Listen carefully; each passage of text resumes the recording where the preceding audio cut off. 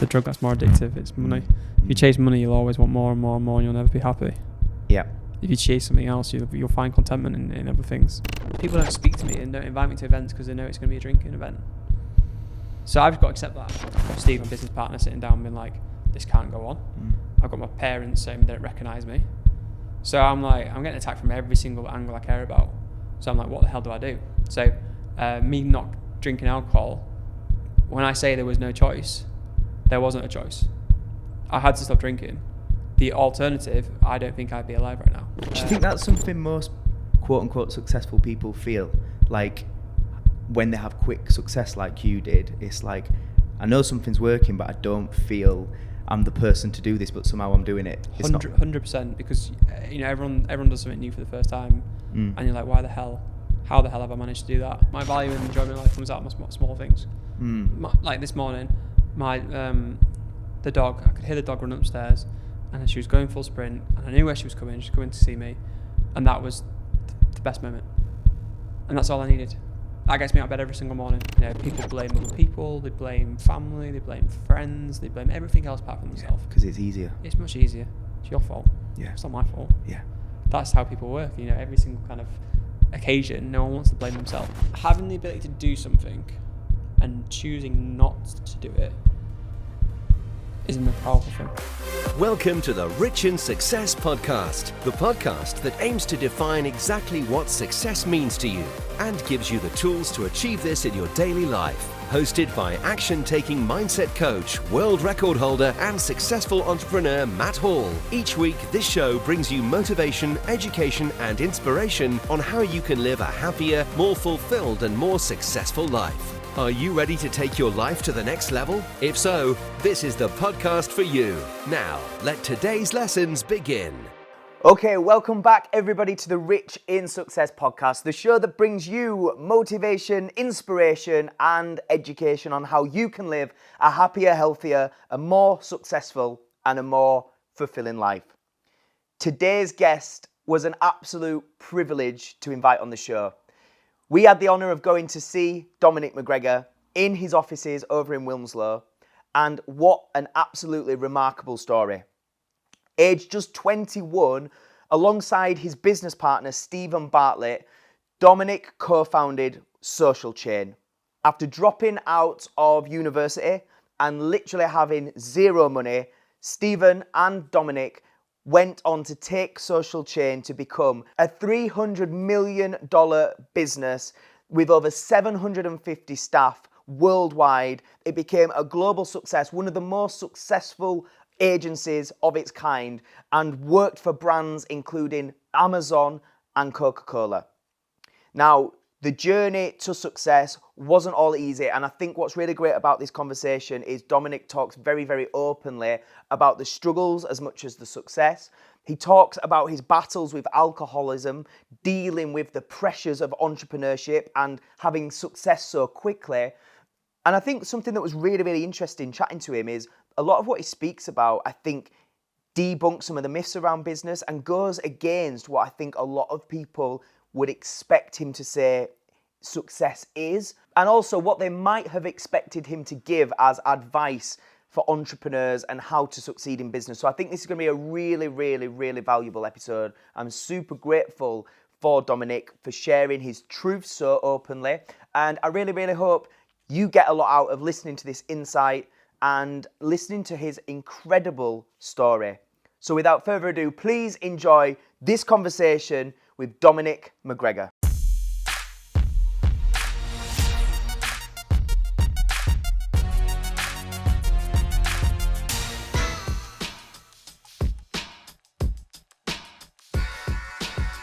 And just before we dive straight into today's Rich in Success podcast episode, I wanted to share with you what becoming a Rich in Success member could actually do for your life. Now, if you're somebody that is at a point where you're serious about positive change, whether that be in your health, your well-being, your mindset, your business, your career, your finances, or your relationships, the Rich in Success membership is perfect for you. For just £39 a month, you get access to over 40 training videos where I'll be taking you through everything from goal setting, we'll be looking at high performance habits, we'll be looking at different changes you can make to your mindset and your attitude that are going to be able to propel you to have more success in every single area of your life. And in addition to these training videos, every month you will get a live group coaching call with me where you can ask me any questions about the content or about things that you're going through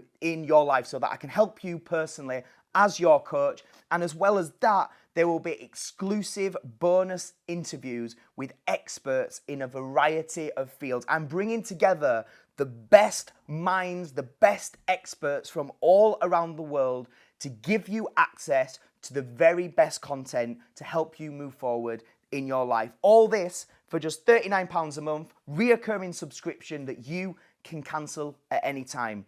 To become a Rich in Success member today, please click the link below or head on over to richinsuccess.com where you can sign up there, and I will look forward to seeing you in the exclusive members area very soon. Okay, Dominic, first and foremost, thank you very much for being here.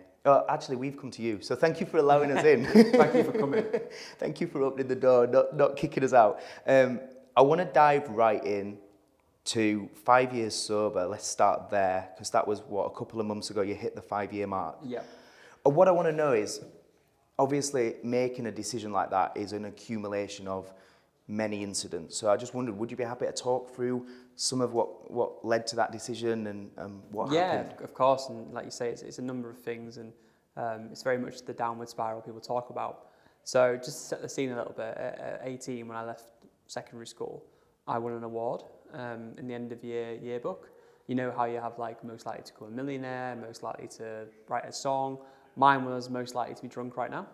Really? Yeah. So, okay. And that's kind of, the scene setting is that, I used to love going out. Yeah. I was always out and loved going out with my friends, and I just loved that life. It was always something I really enjoyed doing. Same at university. I was kind of like never going to miss a night out, and then I had no problem because it was not impacting my life. Because everyone's doing it. Everyone's doing it. You're young. You got the energy to bounce off back up. And to be frank, there wasn't drugs involved then. It was just booze. Yeah. I used to love just drinking, love being around people. And then is that what it was? The social aspect? Oh yeah. It's massively social. I used to play football, and we used to have football nights out. Yeah. And it's the culture. It's the culture, yeah. And the main thing is, it never impacted me. So it never ruined my life. Relationships or friendships or professional life, never got bothered by it.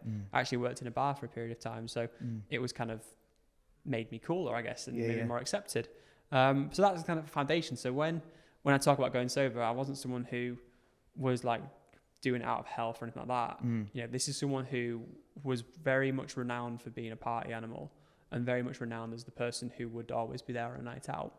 So would you say those nights out, because I'm identifying with my own personality, would you say you went to extremes? So you was always at the party, but was you always last man standing, drinking as much as you could?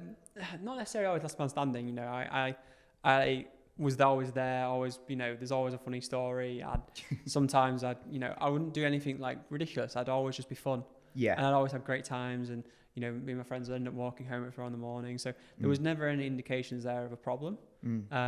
But it also kind of, rooted in the fact that I did enjoy it, and it was fun.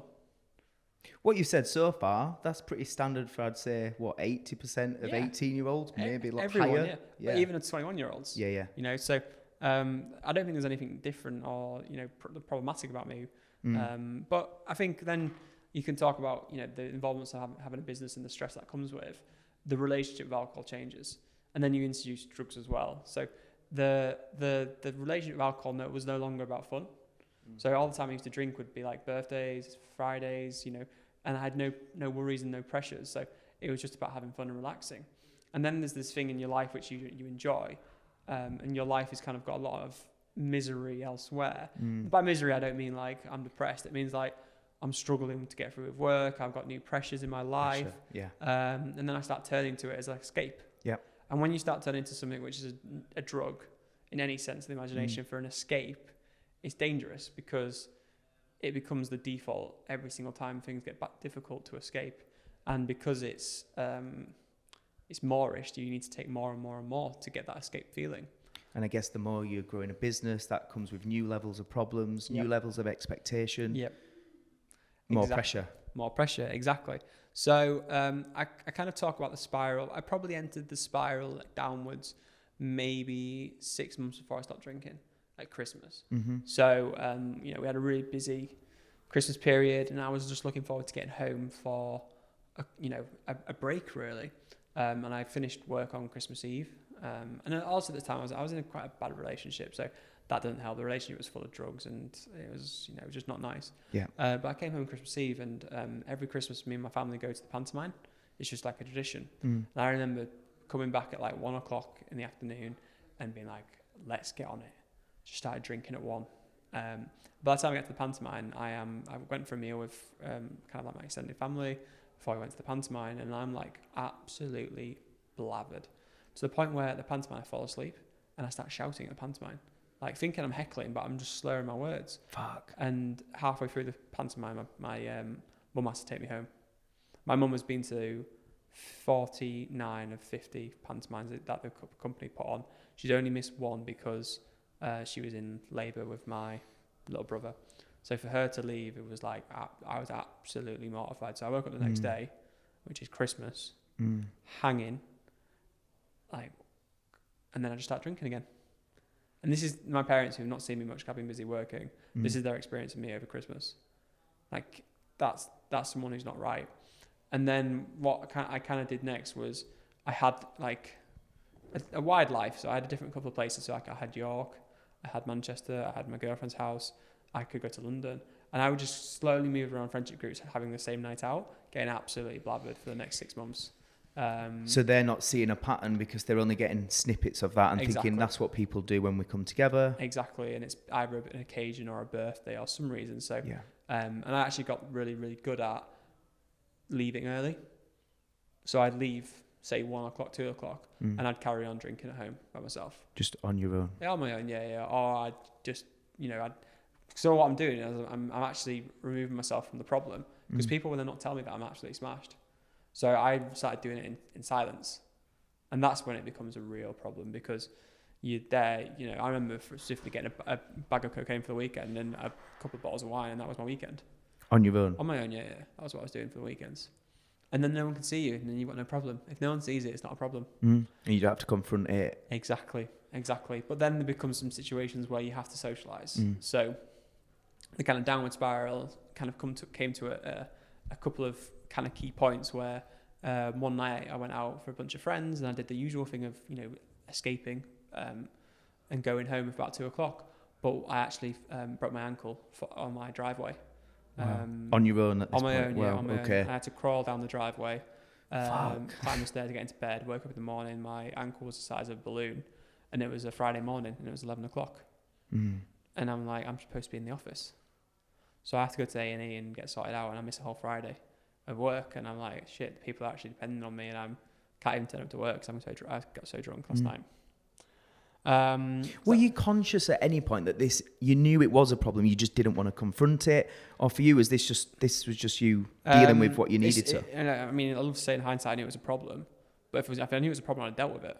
It's that simple. You just didn't feel it was. So I kind of tried some for certain things, and every single person who gives up drinking makes up certain rules. Yeah. Like no beer before wine, or I'll just stay to this, or I won't mix my drinks, or I'll stop doing drugs. So I took the drugs out first, which is kind of like, if I stop doing this, it might make a difference. And then problems kept happening with the alcohol. Yep. So, okay, well, it's obviously the alcohol. And then when you have, so at this point, when I decided to stop drinking, I've got a new girlfriend, I really like her. She's like, I can't be with you like this. I've got Steve, my business partner, sitting down and being like, this can't go on. I've got my parents saying they don't recognise me. So I'm like, I'm getting attacked from every single angle I care about. So I'm like, what the hell do I do? So me not drinking alcohol, when I say there was no choice, there wasn't a choice. I had to stop drinking. The alternative, I don't think I'd be alive right now. Something would happen to me, and I definitely wouldn't have what I had, Hypothetically, if I kept drinking, there's a possibility that I could have lost the business and lost my involvement in the business, which would have triggered a whole cycle of depression. Yeah. And that doesn't stop. That spiral doesn't stop. It only ends at a certain point. So for me, I did have to have that conversation with myself after people had that conversation with me, is that if the alcohol's causing the problem, if I remove that, then I can start dealing with my actual underlying problems and become a better person in life. What were those problems? So as I talked about the kind of alcohol as an escape, the problems were, in work you have a lot of anxieties. Yep. You start hiring people, you've got to make payday. You start taking on responsibility for every single person. And then you start thinking, oh my God, like, how do I do this? I can't even look after myself. I'm 22 years old and I can't even look after myself, and I'm expecting to pay people's wages. So you have that kind of stress. You have this imposter syndrome where you don't feel like you're good enough. And you're like, oh my God, I'm just winging this and hopefully it'll work. Do you think that's something most quote unquote successful people feel? Like when they have quick success like you did, it's like, I know something's working, but I don't feel I'm the person to do this, but somehow I'm doing it. It's 100%, because everyone does something new for the first time, and you're like, how the hell have I managed to do that? So for me, that was definitely part of it. It was like, I also felt, if you feel guilty, like, why me? My friends have been like, oh, you're so lucky. And you start those comments like sting you pretty hard. You're like, oh, I am lucky, why me, So yeah, all that kind of builds on you, and it's just layers and layers and layers of different things. So you come to the point, as I said, where you try to escape, and people have healthy ways of managing their emotions. Yeah. People can go for a run, they can meditate, and these are all the things I've learned in hindsight. But my only way of coping, the only thing I knew what to do, was to try and seek enjoyment through drinking. Yeah, and that's never a good sign. What was the process you had to go through, and the specific steps to overcoming that? So the first step is understanding that the alcohol's not the problem, but it's the medicine. Yeah. So like, okay, that was very. I remember the feeling when someone told me what was going on. Like my therapist told me I've got anxiety and I'm struggling with, I'm entering the point of having depression, and I went, oh, thank you, because I was doing self-analysis, for ages. What this, and I had no idea what mental health was. This is 5.5 years ago, and mental health was like, for me, seeing a therapist was someone in a wacky laboratory. And you forget how far it's come on now as being a talking subject, obviously for the better. 100%. And I was a little bit educated because I did sports science, so I did sports psychology, so I understood these terms. So I knew what these things were. I just never applied them to myself because I didn't think myself as someone who could have mental health problems, because I thought myself as just a normal guy. So the first kind of part was accepting that the alcohol isn't the problem, it's the medicine. So what is the problem? The problem's me. And taking that personal responsibility and saying I am the problem is difficult. Yeah. People blame other people, they blame family, they blame friends, they blame everything else apart from themselves. Because it's easier. It's much easier. It's your fault. Yeah. It's not my fault. Yeah. That's how people work. Every single kind of occasion, no one wants to blame themselves. And you said earlier as well, it's like everyone was attacking. You used the word attack, and that's a telling sign that that's how it felt at the time. Exactly. And I could so easily have said, oh, I'm a 22-year-old guy, I can do these things. That would have been a really easy thing, and people might have said, yeah, well, you are a 22-year-old guy, you can do these things. But then you have the underlying thing of, well, I am a 22-year-old guy, but I employ 50 people. Yeah. That's very rare. Yeah. So I knew I had to work on myself. So I had to figure out what that strategy looked like. And for me, it was a number of things. Firstly, it had to be avoidance. I couldn't be around those situations. So I'm 23 years old now. I've decided I'm going to go drinking. It's a Friday night. What do? I don't know.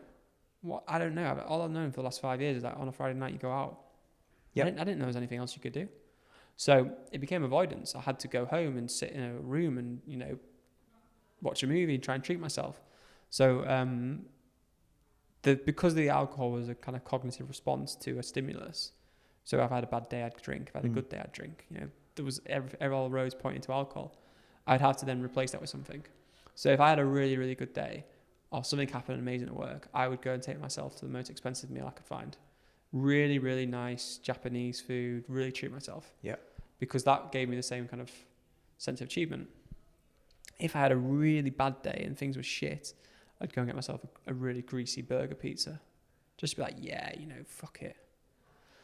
So that became the replacement at first, was food. Was that what the therapist suggested? Like, what's something that gives you the same pleasure and that doesn't involve drinking? Yeah, 100%. It was a kind of changing that response. And that was one route which works really easy because it's a straight up substitution. It's kind of, into your mouth. Yeah.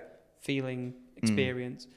But obviously there's a much deeper level to where you need to reconnect with things you actually enjoy and find enjoyment in things. So that's, it's like a plaster that, it helps you. It's like going off the heroin onto the kind of morphine kind of drip to keep going.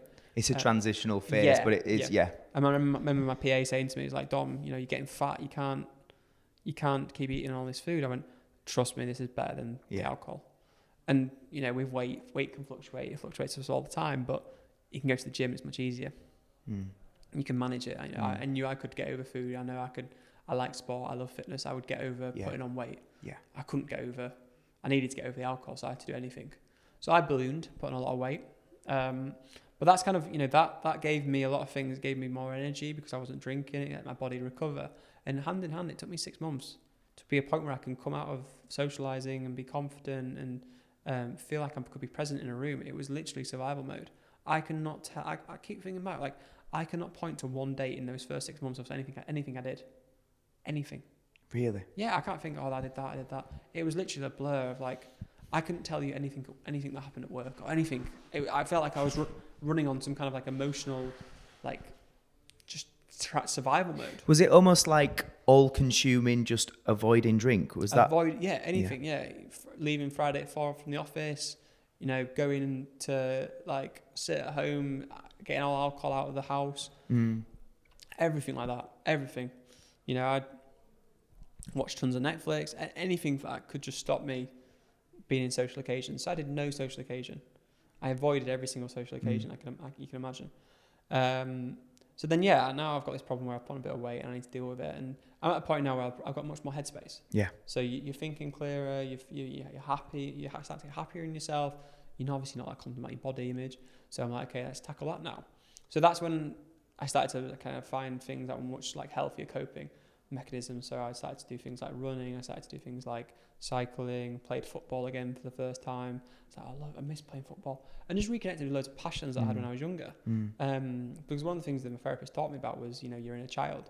Yeah. We all have that child inside of us, the things we enjoyed doing when we were younger. And those emotions that we hold are so prolific in terms of, I remember doing this or this or this. And when I was younger, I played football every single day. I loved it. I was okay at it. I was pretty good at it. Yeah. And I loved it. But I remember when I was looking back, I was I've not played in 2 years. Yeah. Because of work, because of alcohol, Saturdays about drinking. It's I need to reconnect with that. So I started going to watching Liverpool play every single weekend. I started playing football again. And all this kind of bringing up that kind of connection with my younger self was connecting to a happier time. What I love about what you're saying as well, because something I speak about a lot is I see life as very seasonal.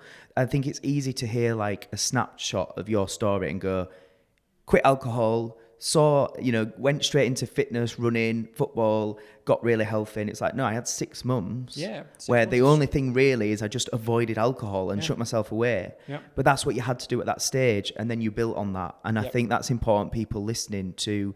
I just see it all the time. People go from one extreme to then exactly trying to do everything else at once. Yep. Without seeing it's a process. It's a process, and it's a painful one, and people fall down and relapses happen. And I remember saying to myself, even in the first 6 months, I was I'll have a glass of champagne at Christmas to celebrate. And then I remember thinking, why would I do that? If you give up cocaine, you're not going to reward yourself with a line of cocaine, are you? It doesn't work like that. Yeah. If you don't smoke, you're not going to be okay, let's have a cigarette to celebrate.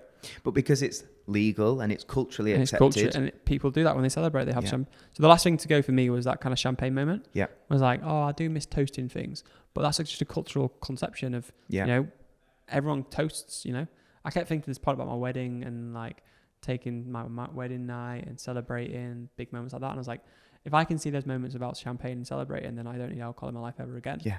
You good? And thankfully, I've got a partner and I've got friends around me who, for my stag do, the stag do is a big thing guys hold on to.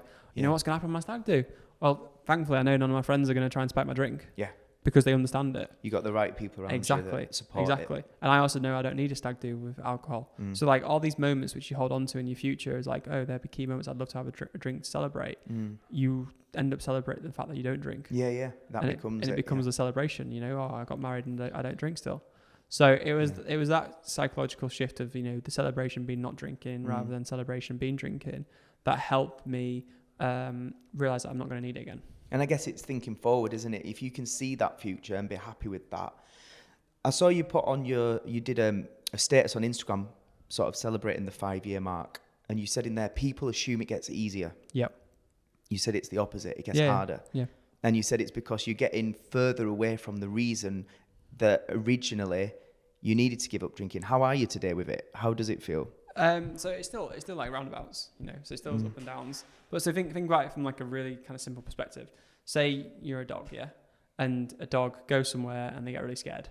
If you take the dog there the next day, they're going to remember it. You take the dog there 5 years later, they're going to be like, oh, this is a nice place. Yeah. And then boom, it hits them. Yeah. There's a wolf there or something. Or no, whatever it is, you know. Yeah. I probably need to think of a better analogy.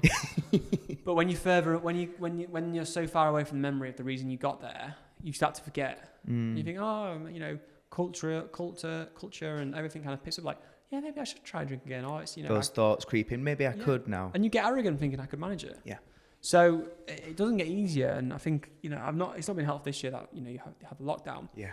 But, you know, for me, it's quite black and white. Okay, alcohol for me, and this, you know, you got to see it very, very, really, really dumb it down in simple terms, and that's how I deal with it. Alcohol to me is a response to a situation. So if that situation is bad, which it was in lockdown too, you know, it was free, it was horrible for people, you know, there was bad stimuluses everywhere, we were locked down and we were depressed. Okay, my reaction for that could be to drink. But I'm going to make a list of 50 things that I'm going to do before I drink. And I'm going to try all of them. I'm going to go to bed early. Yep. I'm going to eat a cookie. I'm going to watch my favorite Netflix program. I'm going to, you know, go for a walk. All these things which are like, hey, let's keep trying these things. And you get to the point where, okay, you know, I don't need the alcohol. And the response isn't that bad. So you realize that, you know, the stimulus is there, but the response is completely different, and you can manage yourself. And that you've got to be intentional about that, haven't you? And it is that having almost writing a full list of things everything you could do.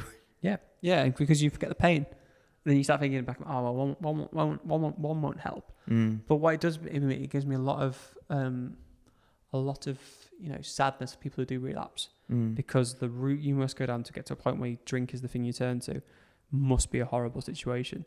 And then you start thinking, what would it take? Then you get to that point, what would it take for me to relapse? What would my life have to look like? And you're like, shit, fucking hell, things would have to look really bad. But then it would just get worse. It seemed like, hey, well, if as long as I keep sober, then I can deal with the problems. It's a really tough mental game all the time. It's always there, you know. You go back to those moments where you forget how bad drink was, and you think it could just ease the pain, numb it. Interesting question, and I hope it's not insensitive, but moving as you grow, as you evolve, as your values change, as your life changes, could you see yourself as bringing alcohol back in and it not being a problem? I don't even want to risk it. And that's how it feels. It's not even a question to consider. It's a risk. You know, when I'm 70 and 80, maybe I'm different. Maybe I want a glass of scotch before I go to bed. But while I've got to remain focused, while I've got to a life to build, while I've got people to respond on, I can't risk it. Yeah. I can't risk it because I have this concept of my relapse looking like one sip a bit, you know, what's the TV program? Where he drinks like one sip and he turns into like Superman or whatever it is. One sip of beer past my lips and I'll be like a raging bull on the next flight to Prague for a 5-day bender. Yeah. You know, there's pent up frustration in me. And that's what people don't understand. Like, you are like a bit like a pressure cooker. You know, I've had 5 years of no releases from like drinking, or which used to be my only release. So there is kind of a pent up frustration in me which I need to manage, and that gets worse over time, especially while you're young. Yes, because it's much more normalized. Yeah, I can understand maybe someone who's 40 who's lived their life a little bit and got everything out of their system, and you know, then can stop drinking because it's not as social and not as cultural. But for me at 28, I've got mates still going to Ibiza. I've got people still going out every single weekend. It's like I am missing a huge part of social life. People don't speak to me and don't invite me to events because they know it's going to be a drinking event. So I've got to accept that. I was going to ask you about that because I think entrepreneurship in general is very, very lonely. You're going against the grain of what most people think. You know, most people, it's just do your job, go home. You're going to be working all hours building a business, but then add into that. Well, I think it not helps. Drinking. I think it helps because I've got other things to do. If I had nothing else to do, and I wasn't getting invited, I'd be going insane. So you've got a clear focus. Yeah. When everyone else is doing the drinking thing. Yeah, it allows me to kind of like, well, I'm using my weekends to do this and this. I enjoy going to the football, which is a nice thing for me, but it does give me the fact I'm on a learning journey already. Being an entrepreneur makes the learning journey of sobriety easier because you're already used to being lonely, in a sense. Of course. No one's going to turn up. No one's going to friends' birthday parties, things like that. It's like Otley runs, all these kind of things. It's like people also don't want to invite me there because they feel like they're going to mong out or do drugs, and I'm going to look at them on my high horse. They feel judged. And I think they also feel subconsciously that they know they shouldn't be doing it. Still, some of these guys are nearly 30. Should they still be doing it every weekend? Probably not. Am I going to sit there and be like, well, I got my life in order? Do you view alcohol, because I think this is the distinctive shift in your mindset to the majority of people's that I'm picking up on, is you see alcohol as no different to illegal drug smoking. It's like, it's not good for you, but society thinks that's acceptable. Because what I'm hearing, obviously, you've given up completely. You don't even want to entertain bringing it back in. Do you think that should be the way we view it? As in, a lot of people might listen and go, well, surely in moderation and everybody's different. But why? What does it bring? What's the reason? What are you getting from it? Yeah. And it's changing your state. It's a fake, false state. People's defense of it when they go into it is like, oh, let us have some fun. Can you not do that? You don't do it elsewhere. Can you not go for a walk and have fun? And again, it comes back to what you were saying. That takes internal work. Like, why can't I have fun without it? You've got to ask the difficult question. And people don't want to ask that question. London, pub culture. You attack anyone's pub in London. Oh my God. I've been cancelled on Twitter for it a few times. Just said I'm a misery because I don't drink. Wow. Because I'm saying people shouldn't be allowed to drink. So basically I'm saying people can't have fun. But that's the problem. People think they need alcohol to have fun. And that's the kind of questions people don't want to ask themselves, as you said then. Well, why do I need alcohol to have fun? Can't I find fun elsewhere? Can't I find fun in the smaller things in life? And that's a really, really difficult question for people to ask themselves. People don't like to blame themselves. They don't want to think they're the problem. I'm the problem for not drinking. Yeah. And I think what I love hearing from you is, very successful in business. And you just said there, can you not enjoy the small things in life? People like you would think, people listening to people like you would think, surely you go for the big things in life. Where are you at now, if you was to say, like, on the scale of happiness and contentment and appreciating smaller things? Oh, my value and enjoyment in life comes out of small things. Like this morning, the dog, I could hear the dog run upstairs, and she was going full sprint, and I knew where she was coming. She's coming to see me, and that was the best moment.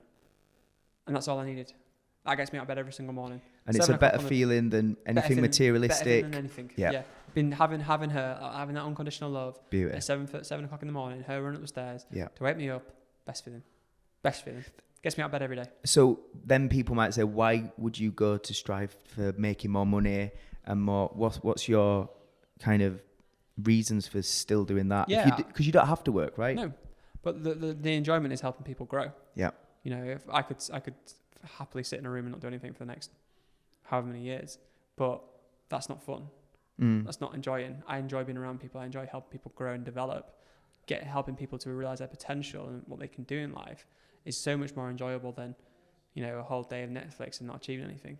Sense of achievement and doing something and just proving that you can do things and achieve things. It's nothing. There's no better feeling than that. Such an important thing, because I have a lot of listeners that are, starting out in business or running business, and I think if you're in it, I know it's a cliche thing to say, but if your driver is money and only money, I think. Well, it's money's the great Wolf of Wall Street. When you talk about the drug that's more addictive, it's money. If you chase money, you'll always want more and more and more, and you'll never be happy. Yeah. If you chase something else, you'll find contentment in other things. Yeah. Because money, there's always more to have. There's always a bigger... More. It's moreish. It's alcohol, it's moreish. Yeah. That pint can keep pouring, that money tap can keep coming, and you'll keep chasing it, and you'll never be happy. So you're the founder of Social Chain. That is obviously the big success story that is almost like a film script. Like, from the outside looking in, it ticks all the boxes. Are you going to ask me who I think should play me? Yeah, actually, have you answered this before, right? I've considered it a few times. I did say that Ryan Reynolds and things like that. Yeah. But do you think it will happen? Do you think your no. life and story is ready for the screen? I don't know. If Steve tells a story and writes a movie, I probably have to have some involvement in it. Yeah. So potentially, yeah, there's going to be. I don't know. I doubt it. It'll end up on the screen, but. For people that aren't familiar, it started with you tweeting, right? Yeah. About not having toilet paper. Yeah. Yep. If people are like, Matt, what are you talking about? Just would you mind giving us that story? Yeah. So I guess, coming back to the alcohol point, I had a big night out and I woke up one day and, as most students, forgot to buy any toilet paper the day before and went to the toilet and there was no toilet paper there. I can still picture the toilet now. I can still picture the university flat I was in. And I thought, you know what, I'm going to tweet about how bad student life is. So I started an account called Student Problems, just literally following my life at university about things that I was seeing and experiencing. Like how expensive cheese is, for example. When you get to university, you think, God, cheese is bloody expensive. Yeah, you just took that for granted when you take advantage when it's at home. You're like, oh my God, this is fantastic. Yeah. Running out of toilet paper, class and all that kind of stuff. And yeah, it grew to 50,000 followers in the first couple of weeks from running that account. Just following my life at university. And then you met Stephen. So was that because he saw the account? So he was running a business called Wall Park, which is basically a Gumtree for students. And he was looking at a way to reach students. And he saw my account and tried to start one himself, but couldn't. And then realised that it's probably better to try and work with whoever this person was. So he emailed me and said, look, it'd be good to meet. We met, taught me through the idea for Wall Park. And I'm pretty sure it was just after I watched Social Network. I was like, oh, this is really cool. This is where the future is. So after one meeting, decided to drop out university and work together to try and make Wall Park a success. Were you scared to do that, or did you always have just belief? I had self-belief. Yeah, I had the confidence that no matter what I do, I'd be fine. So even if I failed and I was back at university next year. Where do you think that came from? Because that's the biggest thing. Sport. Yeah. I've kind of had a lot of thought about that, but definitely comes from playing sport younger, being one of 4 boys. You get competitive from a young age. Yeah. You play a lot of sport. You learn to lose. You learn to take risks. You learn to. The chances are always going to come at you. You need to take them when they come. So I think sport's a big factor in it. And then when you started working on Social Chain, what was the concept? For anyone that don't understand what Social Chain is, what was the business concept? So we had all these social media pages. So when Steve and I got together, we started to build more state pages. So we had a point where about 5 million students at our fingertips. And we kind of realised that this could be something. So we were speaking to brands about wanting to work with us from the website perspective, but also from the social media pages. And quickly realised that the social media pages were more valuable. Mm-hmm. So we're asking brands, do you want to work with us? And they said no, because they had no social media pages themselves and they didn't know what social media was. So we thought, okay, the opportunity here Which just sounds mad now. Like, what year was this? 2013. It's just a great indicator of how quickly the world has changed. Into 2014 as well. So Yeah. we were telling people about social media, what it was, how they could use it, and we basically became the go-to people for social media advice. So we became an agency, and that was our kind of entry into the market. I remember speaking to big publicly traded companies who didn't have Instagram accounts. That's crazy to think. These businesses now have multi-million followers on Instagram, but we were telling them they should get an Instagram account for these reasons because of the future. So that was how the business started. We evolved, obviously, as social media became more and more important, and we became more and more important to businesses and their strategies. To the point where we had working with some of the world's biggest businesses like Amazon, Coca-Cola, Skybet, TikTok, Uber on their social media strategies, which now is a large part of marketing in people's businesses. I mean, how does that feel to have played such a part, that integral part? I mean, it's fantastic to be ride a wave of a growth market, and to be market leaders was phenomenal. But at the time, nothing felt different day to day. We were just kids who loved social media, and we made a business out of it. I bet people will find that hard to identify with, that you were just almost just doing what you loved. Yeah. And the scale of it. Timing helps. We were, as I said, we were at the right point at the right time. You couldn't start Social Chain now. No chance. Yeah. No chance. We were there, and it comes back to what I said earlier about taking opportunities. When Steve told me about dropping out, it was an opportunity. When we kind of saw a little bit of traction, there was an opportunity there, and we just ran at it. A bit of ignorance, but we saw it was an opportunity to try and make it work. So I think that's an important ingredient. You've got to be what I would call positively delusional. Yeah, you have to be. Yeah. You have to think you can do it. And we were convinced that because we built big social media accounts, we could genuinely do it. We'd proven it. So yeah, there was massive amounts of delusion, but proven right. How was the dynamic between you and Stephen? Because I know that's a big thing, people trying to get the right business partner. Did it just fit? Did you just work? Did you just have differences that complemented the others, or was the tough stuff you had to work through? I mean, I always talk about this, and we were a really good relationship. We just get each other. We spent 6 months living out of suitcases with each other. Never fell out over anything. We just never fell out, in our personal lives, and we just had this. We knew we were always working towards something, and that didn't. The day didn't matter. What mattered was where we were working towards, and he's a great guy, and he's still my best friend, and it just that what we talked about, the trenches, when you're in those moments of like figuring stuff out and whether this is going to be something, that's when you kind of shape everything. And we spent so long in that period of time. We spent a month together in Thailand in a remote forest. We spent time at Brazil together. We spent time in New York. We spent time sleeping on sofas, and it just creates a bond which you can't get over. People who come together who've never met and start businesses, you don't have that the kind of first steps of life together. We had the kind of first steps of our professional life together. We'd worked together at Wall Park for a year. We then travelled for a year together and lived that in pockets essentially every single day. And those kind of 2 years create a bond which, because in business when you've got management, people always try and divide you and create holes. Of course. You've got to be united fronts, like parents. Yeah. So us having that kind of unspoken, and a lot of times it was unspoken idea of what the other person would do, and how we think and share the same values, it made things so much easier.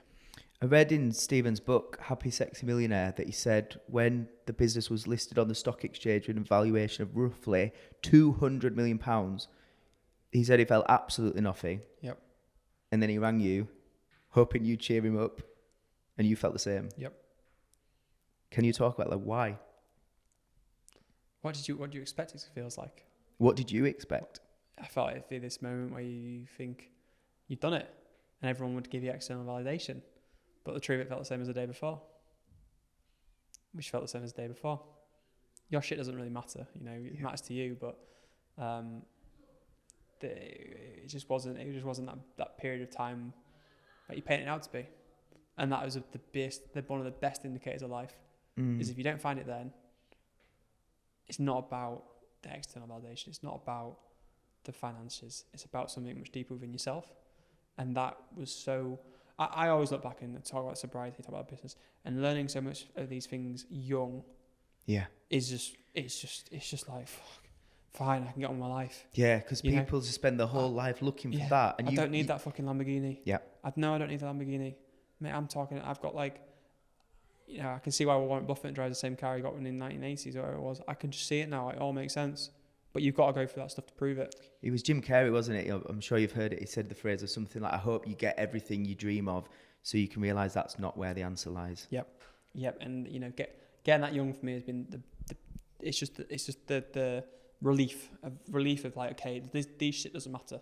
This does not matter. I can get on and try and find more purpose, more meaningful, more value in something, because now it's not this stuff. It's in connection, it's in the right relationships, helping others. There's a beautiful thing I think about in terms of the fact, I talk about this with my girlfriend as well, and I talk about this in life, and talk to Steve and everyone about it, is having the ability to do something and choosing not to do it is the most powerful thing. Would you say that's like the highest level of self-discipline? Yeah. It's what I think about alcohol, it's what I think about with buying things, with women. The ability to do it, but choosing not to, is so powerful. And I think people hearing that is fucking powerful, because self-discipline is the thing I believe that gives you the highest level of confidence, self-belief, self-worth, self-love. And that's the thing I see most people lack on some level. Yep. And people saving up to buy a new bag or a new watch and having to get that, having the money to do it, and then having to do it. Yep. That's an issue for people. But having everything there, the resources, the time, the ability to, and choosing not to, is so powerful. So I just choose not to do things now because I don't need to. I don't need to do it for reasons. I don't need to do it for anyone else, don't need to choose to do it. And I love it because sitting down with you, I think out of anyone I've spoken to on the podcast, you've got such a chill demeanour. And I know you must still at this level have a lot of pressure, a lot of responsibility, a lot of expectation.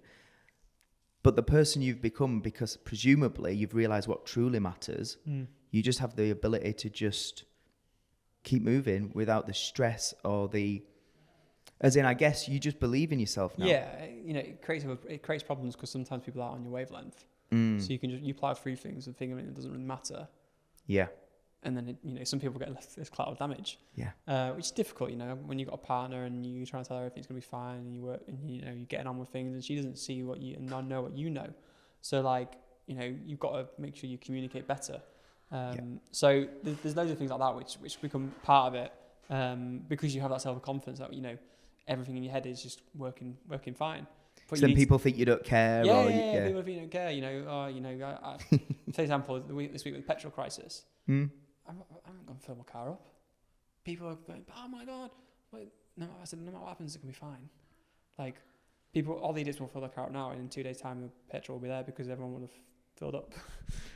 So it's like it doesn't. So important. It doesn't bother me. Yeah. It doesn't bother me. And what I think is anyone listening now, it's like you can choose. It might not be easy, but to adopt that mentality now, even if you've not got everything you think you need, you can choose to just believe it's going to be all right. And I think you'll make more rational decisions. A great time to see it right now is in travel. Thanks for my girlfriends that's similar to me in this place. But this weekend I went to Rome. Flights cost me £11. Hotel cost me 150 quid. Can I get the website? Skyscanner and booking.com. Literally done. I showed someone at work today, you can get to Milan this weekend for the 14 quid return. Jimmy, we're on it. And I'm like, this information is, everyone knows it. Readily available, But people are paranoid over oh my, what about this, what about this, what about this? And this is it gets worse. So our flight was at 7:20 on Saturday. I got my COVID test, which I needed to get on the plane, at 6 o'clock. Yep. An hour and 20 before I flew. I hadn't checked in yet. I was checking in at 6:20 without a COVID test. COVID test came and I was in the queue to check in. You're giving me hope. Everyone tells me I'm too laid back, but I'm like, no, listen to Dominic. No, honestly, things will work out, you know. We told them we're flying at that time. They'll get it there, But people aren't taking the risks. People are seeing travel as a risk now. This is the best time to go and travel. This is the best time to be in Europe. There's only Americans there. There's no Chinese. There's no Russian tourists. There's no people from other countries in Europe. I've got pictures of the Trevi Fountain where it's absolutely dead. Yeah. Go and see these places. Yeah. And it comes back to also the point about alcohol. Yeah. Friday night, what do you do? Go out with work. Saturday night, what are you going to do? I'm going to go out here. We all go out in the same city all the time. I've been out in York millions of times. My friends are still going out there. You don't need to go out there for a weekend. You can miss it. Go and do something else. Fucking love this.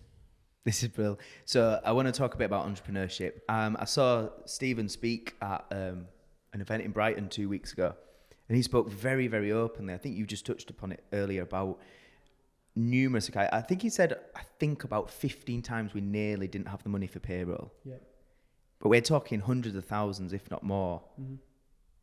Can you just talk us through what happens, what you go through mentally when you don't have the money to pay hundreds of staff members? So it starts probably like 2 weeks out. So this isn't like a day before. It's 2 weeks out. Okay, we need this person's pay, this person's pay, this person's pay. Okay, what is their record of paying on time? Well, this person pays 60% on time. This person pays 40% on time. This person pays 50%. So therefore, you're okay. There's a 50% chance of us getting all this money in on time to pay wages. Fine. Okay. So what's the contingency plan? First contingency plan is you got to speak to the bank and say, okay, we've got these invoices that are due the day of payday because everyone pays on the last day of the month. What we realize sometimes, so for example, we used to have payday on the last Friday. So for example, this week, payday would have been last week. Yep. And then this day, the 30th, when invoices are paid, we had to move that around because everyone was paying us on the last Friday and not on the last day of the month, not the last Friday. Yeah. So a lot of the times when it was last Friday, things were super tight because we had tons of invoices coming in. Yeah. But wages were going out the week before. So what we had to do in that situation was speak to the bank and say, we've got all these invoices coming. Can you open a facility to be able to pay? They were like, fine, cool. A lot of times, they'd lend 30% against the invoice amount. Yeah. So you've got tons of invoices that are due next week. Fine. when it was the same day, sometimes it was a little bit tighter because the money is due in that day, and if they haven't paid, then it's a bit more difficult. So you kind of plan on strategy and what you have to do in terms of, speak to banks, speak to investors, speak to other people to kind of fund payday and come up with solutions to do it. And then there's, you go down the level of things, and if idea 1, idea 2, idea 3 don't work, you get even more contingency plans, and the contingency plan in some instances is not paying some people, and that's like the last case. So yeah, you go for every single solution you can to find the money to pay it. Do whatever you can. I think it's just important we talk about that, because on the outside you're seen as a super successful business, and you're still going through the same problems that everyone goes through. Well, think about it this way, yeah. So we work with massive businesses. Their payment terms sometimes are 120 days. So say we win £5 million of work, our margin's roughly 50%. So we've got to pay 2.5 million out in cash before we see that 5 million. Yep. You've got 90 days between, because everyone we work with are on 30-day payment terms.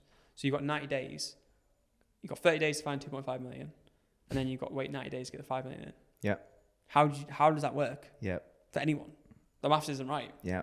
So you're always going to have periods where cash is tighter because you're waiting for payments to come in. So you always then, the issue of growing so fast is you're working with bigger clients who have longer payment terms, and you're having higher project costs because you're doing more work.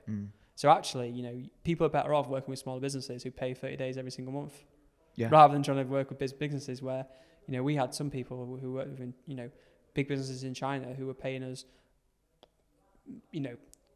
big figures, 200, 300 days of payment. And then it just snowballs because you start working with more and more bigger people. So, the profit and cash thing's completely different treadmill. They're running in completely opposite directions. The more higher profit goes up, the lower cash can go down. I think people would be surprised, but it's logical when you say it like that. Yeah. So what I'm hearing, I'm interested in your experience. What do you think are some of the main character traits to be able to scale a business at that level, to be able to lead a team, create the vision for the team? I'm hearing one of them is just to be resilience. Yeah, 100%. Resilience. You got to be adaptable. Situations change. Everyone's different. So when you're dealing in business with people, you've got to be able to treat everyone differently in a specific way. So you've got to be able to adapt to situations. And you've got to be, I think, I always say open. As open as you can with each other. Steve and I have been open about our problems, which help both of us. We've been open with the team about things that are going on in the business, which also then helps. Any kind of lack of communication or deceptiveness, or in some instances fudging numbers, not from us, but we work with people, from a sales perspective who are kind of overshot numbers before, and then we're reporting on those numbers because we trust them. Yeah. And then we look stupid because so it's a case of that transparency is really, really key, and it's across all areas of business. It's in a personal life, professional life, but you have to say exactly what the facts are. You can't leave anything unsaid. And the other thing is not getting emotional about the negative stuff, just focusing on the solutions, I guess. You're not getting emotional about the negative stuff or positive stuff. Yeah. You create what I call a mono mood. Yeah. So a single mood. Yeah. You could tell me I won the lottery and my reaction would be the same. You could tell me, probably not if my dog was killed, I would break down for that. But you could tell me some really bad news and I'd say the same. Just that neutral equilibrium. Yeah. Because if you're going like this, it's a roller coaster. You're a yo-yo, yeah. And you turn into the office, you know, which side of him are we going to get today? Yep. Schizophrenic. Yeah. So you and then that's toxic to be around because people are then second guessing. Exactly. Like, who's he going to be today? Yeah. You have that a huge consistency of who you are as a person, the mood you're in, makes it so much easier for people to be able to approach you in any situation. Because they can't, you could be ecstatic, you could be depressed, and as long as they don't know, they need to come to you and be able to talk to you openly. So you need to be approachable. Yeah. Okay. What would you say is some of the biggest lessons, if anyone's listening now? Because I always think people ask the question what's the things to do? I think the more power comes from what do I need to make sure I don't do when building a business? Tough. Yeah, don't believe your own bullshit. Don't think you're always right. You're not always right. Yeah. Ego is the single biggest killer of businesses. Yeah. Single biggest killer of relationships. Listen more. People know a lot more than you ever will. Listening is so important. You know, we only realised that social chain could have the potential when we started to listen to people who knew more about this sector than we did. We knew social media, but we didn't know agency, we didn't know marketing, we didn't know finance. So we just sat and listened to people and hired really smart people who told us what to do. I think that's a big one. I think a lot of people have this DIY mentality of, you know, doing it their way, and they struggle to delegate. But coming back to the ego, they don't want to hire someone who's smarter than them. There's an insecurity feeling of having people who are genuinely smarter than you in the room. Yep. And people who question their own worth. So it's just get rid of all the ego, get rid of the emotion, like you said, and be the student in the room. Be the student, yeah. Always. So much easier to say than do. So much easier, you know, because you're asking someone to literally, you know, pretty much stand there naked and say, I know nothing. Yeah. But that is a skill set in itself. It's the ability and the courage to do that will help you move forward. Exactly. And understanding where your value does sit. What you are singly best at. Yeah. And then I guess double down on that, make that your priority. Yeah. Let everyone else do their thing. That's why you see a lot of people now who are starting businesses not being the CEO, but maybe being the chief marketing officer or the chief brand officer or other areas like that, because that's where they know they're best at. Yeah. I heard Gary Vee speak about it a lot. You know, you might be a great number 6 or a number 2. Stop trying to think you have to do it as the CEO. Yeah, it's a football team. You know, you can be the best right back in the world, but you're not a striker. He doesn't just swap into one place from the other, but it's a team that makes the work. What's your main purpose now? What's the main mission? What's the main vision? I know you were employed by the government, advising them. What's the thing you enjoy the most? People, helping people. Just full stop, if you can help. Yeah, helping people grow. And do you have like a long-term vision, or are you just like, as long as I'm doing what fulfills me and helping people and growing that in some way, I'm good? I mean, it feels nice not to think long-term for a while. That's what nice I was wondering, to kind of just focus on me. You know, I'm 28. You know, when I left social chain, I thought, what the hell am I going to do when I grow up? And people keep having to remind me 28. I'm like, okay, you know, fine. Let me take a bit of time. Do you feel like you're not 28? You must feel. Oh yeah, I'm 40, 50. Yeah. Mentally, and then that's where your head goes. So yeah, you know, I'm doing some cool stuff here. I'm doing some cool stuff in the government. Could I take even further? Could I end up, you know, going into government? Yeah, I could see myself doing that. But there's no pressure. No pressure now. It's just we'll see where I'm like, if I'm 28, if I go in 28 and become an MP, I'll be one of the youngest. Yep. I could do a pretty good job at it. Do I want to go and do it now? I don't know. Let's see. I can tackle the problems later. Was it a difficult decision leaving social chain? I mean, anything that you start from scratch and you grow is difficult to leave. It's your baby. It's your baby, yeah. So, but it also, you know, you've got to remind yourself you've got to be non-emotional. You look at the facts. You've got to make sure, you know, you're thinking about all the information that you do know and make a decision based on that rather than based on any emotion. If it's a non-emotional decision, it's like anyone. If you don't see the value versus your time being there and you kind of achieve what you wanted to achieve, then it is time to look at going in a different direction. There's some common themes, and I'm confident people listening, this will have been a real wake-up call to where there's the common things that most people do, and then when you listen to people like yourself, it's usually the exact opposite, i.e. most people are emotional yo-yos, led by the emotion. They're led by ego. They struggle to listen. They think they know it all. Basically, every single one of them, you're like, yeah, do the opposite. Just do the opposite, mate, and you'll be good. Basically, yeah. Dominic, this has been an absolute pleasure. I can't thank you enough. No problem. Seriously, I really appreciate it. Just before we finish the chat, what's the main thing you want people to check out? Where can people find you online? Oh, God. Check out my Twitter, maybe. My LinkedIn. You're really not interested in promoting yourself. You're just like, look, if you like it, you'll find us. Find me, refer me to a friend or whatever. Which again is the opposite of what everyone else is doing. I mean, like, look, I'm not. Yeah, I like having these conversations. I like putting my material out there. I like speaking a little bit of insight. But yeah, follow if you're interested in like what you hear. Just drop me a DM or something and connect. Beauty. Just before we finish, the final question I ask all the guests is, Dominic, what is your definition of success? So I always pondered this question about what is the meaning of life? You know, looking back, I don't know if I was a deep thinking kid or whatever, but I always came up with the idea that the meaning, and I remember saying this when I was in primary school, the meaning of life is to fulfill your dreams. And I think looking back, like, that's a very bold thing to think as a child, that what are your dreams, you know? Obviously dreams change a little bit over time, but if that's the meaning of life, and I think that's something that stuck with me, is that I have to fulfill my dreams. So success for me is to fulfill those dreams. And have I done some of them already? Yeah, I probably have, yeah. Have I failed some dreams that I had from when I was a young kid? Maybe, you know, we all dream about being a footballer. But I'm a dreamer. I'm going to keep dreaming, and my success will come, and the meaning of life will come from trying to fulfill those dreams. Beautiful. Thank you, mate. No worries.